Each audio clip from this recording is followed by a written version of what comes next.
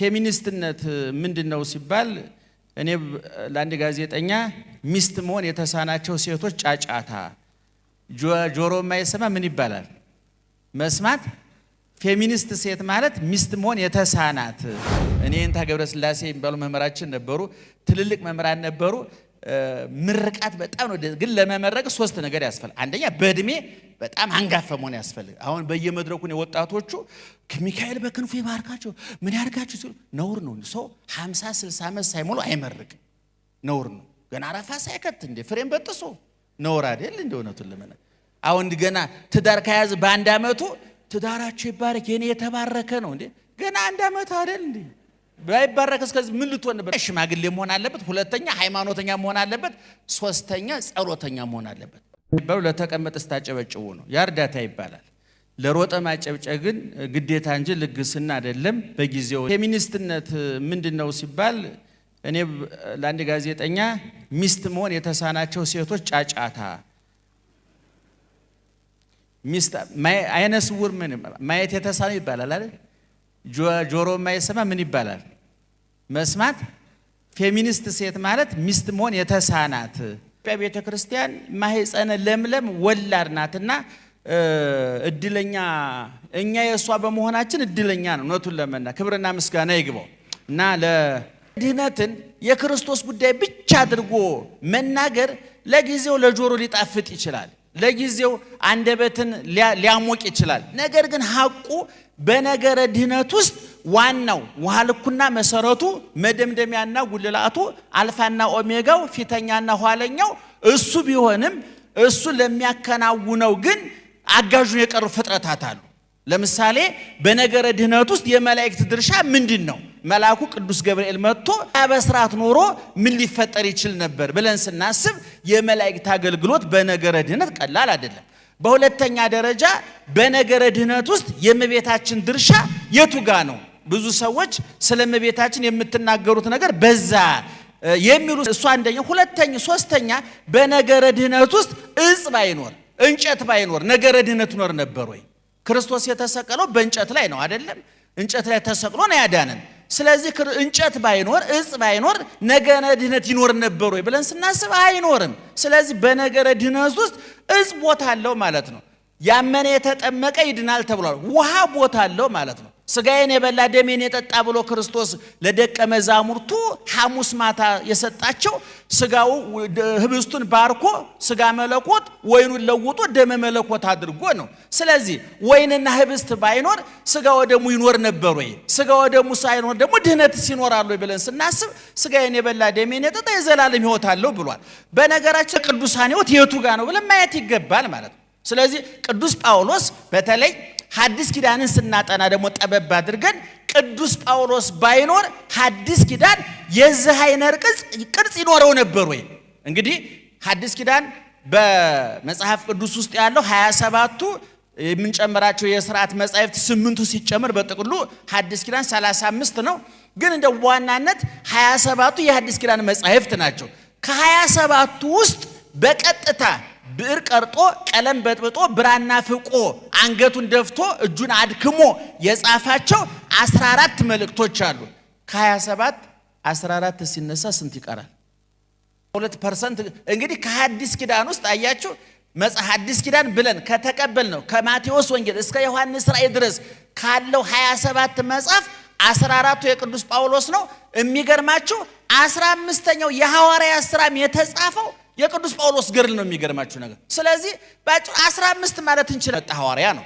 ለምሳሌ ብሉይ ኪዳንን ያለ ዳዊትና ያለ ኢሳይያስ ዘመነ ሐዲስን ያለ ቅዱስ ጳውሎስ ዘመነ ሊቃውንትን ያለ ቄርሎስ ያለ ዮሐንስ አፈወርቅ ማሰብ ከባድ እንደሆነ ሁሉ ማለት ነው ለምሳሌ በቤተ ክርስቲያናችን ቅዱስ ዳዊትን አለማሰብ ቅዱስ ዳዊት ባይኖር ኑሮ ብለን ምን ይፈጠር ነበር ብለን እስከምናስብ ድረስ ብዙ ነገር ቅዱስ ዳዊት ይገርማችሁ 150 መዝሙር ነው ያለው 150ው የዳዊት መዝሙር የማይገባበት የቤተ ክርስቲያን አገልግሎት የለም ስንሞት በፍታት ጊዜ ክርስትና ስንነሳ በክርስትና ቤት ስናገባ በሰርጋችን ላይ ስለ መላእክት ስለ እመቤታችን ስለ ጻድቃን ስለ ሰማዕታት ስለ ክርስቶስ ከጽንሰቱ ጀምሮ እስከ ዳግም ምጽአቱ ድረስ ቅዱስ ዳዊት ያልነካው የመጽሐፍ አይነት የለም። እንደውም አንዳንድ ሰዎች ብሉይ ኪዳን ጠቅላላ ባይኖርና ቅዱስ ዳዊት ብቻውን ቢገኝ ቅዱስ ዳዊት ከሚናገራቸው ነገሮች ተነስቶ ሌሎቹ መጻሕፍት መገመት ይቻላል ይላሉ።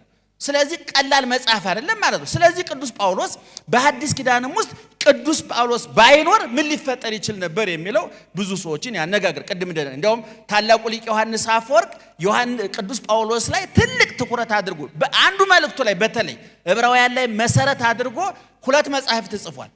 ተግሳጽ ዮሐንስ አፈወርቅና ድርሳነ ዮሐንስ አፈወርቅ የሚባሉ 34 አንቀጽ ያላቸው እያንዳንዱ አንቀጽ ብዙ ቁጥር ያለው መጽሐፍ ጽፏል። እሱም ዕብራውያን ላይ ተንተርሶ የጻፈው ማለት እና እስመ ከመዝ ያመሰጥር ብዙ ጳውሎስ ዮሐንስ ቅዱስ ጳውሎስን ከአፉ አይለየውም።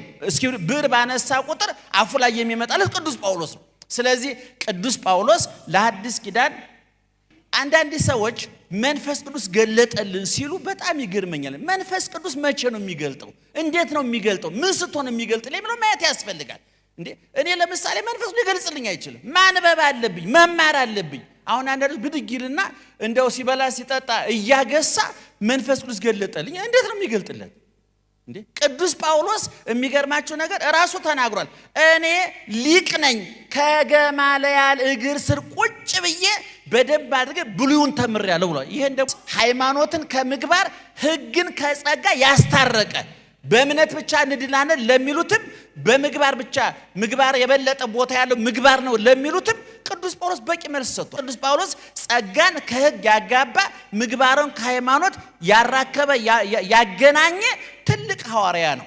በቤተ ክርስቲያናችን ገንዘብ አንዱ እውነቱን ለመናገር እንደው ብፁዕ ቅዱስ ተብሎ ስላልተሾመ እንጂ ብፁዕ ቅዱስ አቡነ ነዋይ የሚባል ጳጳስ ቢሮ ገንዘብ ነው። ዛሬ ፓትርያርክነቱን የተቆጣጠረ ራሱን የሾመ በቤተ ለገንዘብና ለእግዚአብሔር መገዛት አትችሉም እንደተባለ ዛሬ ከክርስቶስ ጋር ፍልሚያ የገጠመ ቤተ ክርስቲያኒቱን እየናጠ እያናወጠ እየበጠበጠ ያለው ገንዘብ ነው። እነ ቅዱስ ጳውሎስ ይህን ጉዳይ ትተውት ነበር። እንደው የሚበላ የሚጠጣ ለጢሞቴዎስ ሲነግረው ምን አለ? እምከመረከብነ ሲሳይ የዕለት እንጀራ የዕለት ልብስ ርቦን አገልግሎቱ እንዳይቋረጥ በርዶን በብርድ እንዳንሞትና ወንጌል እንዳይቋረጥ ያህል እርቃን መሸፈኛ ረሃብ ማስታገሻ ጥም ማስታገሻ ከተገኘ ይበቃናል። ምክንያቱም ወደ መቃብር ይዘነው የምንወርደው ነገር የለም ብሎ ለጢሞቴዎስ ነውታል። ስለዚህ ወገኖቼ የቅዱስ ጳውሎስን ጉዳይ አንስተን እንናገር ከተባለ መሽቶ ይነጋል። ብዙ ምስጢሮች አሉ። ለጢሞቴዎስም ሲነግረው ወኩሉ መጽሐፍ ዘበመንፈሰ እግዚአብሔር ተጽፈ ይበቁ በኩሉ ለትምህርት ወለተግሳጽ ወለአርትዖ ወለጥበብ በጽድቅ የእግዚአብሔር መንፈስ ያለበት መጽሐፍ ሁሉ ለትምህርት ለተግሳጽ ልብንም ለማቅናት ይጠቅማል ብሎ የተናገረ ቅዱስ ጳውሎስ ነው። ምናልባት አንዳንድ ሰዎች የቅዱስ ጳውሎስ መልእክቶች እየተመለከቱ ቅዱስ ጳውሎስ ብሉይ ኪዳን የተጸየፈ ኦሪቱን ያንቋሸሸ የሚመስላቸው የዋሆች አሉ። ቅዱስ ጳውሎስ ግን ሐዲስን ከብሉይ ወንጌልን ኦሪትን ከወንጌል ማስታረቅ የሚችል ሕግን ከጸጋ ሃይማኖትን ከምግባር ማስታረቅ የሚችል የተዋህዶ ሐዋርያ የወንጌል ሐዋርያ የጽድቅ ሐዋርያ ነው። ስለዚህ ሐዋርያ መጻፍ መቻል እንዴት እድለኝነት ነው እውነቱን ለመናገር። አንደኛ። ሁለተኛ ከክርስቶስ ቀጥሎ ቅዱሳን አባቶቻችን ራሳቸው አጀንዳ መሆን ይችላሉ፣ ርዕስ መሆን ይችላሉ። ምክንያቱም ዮሐንስ አፈወርቅ እንደተናገረው ወኩሉ ይህን መጽሐፍ የሚያነቡሉ የጸሐፊውን የሕይወት ታሪክ ማወቅ አለበት ይላል። አባቶቻችን ግን ያመኑትን ያውቃሉ፣ ያወቁትን ይኖራሉ፣ የኖሩትን ይጽፋሉ። የአእምሯቸው ፍልቃቄ የህሊናቸው ጭማቂ የሕይወታቸው ውጤት ነው መጽሐፍ። ስለዚህ ቅዱስ ጳውሎስ ስናጠና በትርጓሜ ቤታችን ጳውሎስ ማን ነው ሮሜ ማን ናት ብለን ስናጠና ቅዱስ ጳውሎስ ራሱ የቅዱሳን ሕይወት ነውና ይጠናል። ድንግል ማርያም በቤተ ክርስቲያን ቄርሎስ እንደተናገረው ወላዲተ እግዚአብሔር ቃል ኮነት ልማደ አካላዊ ቃል ክርስቶስን የወለደች ድንግል ማርያም ትምህርት ናት ይላል። ድንግል ማርያም በቤተ ክርስቲያናችን ትምህርት ናት። እንዴትም ትሰጣለች?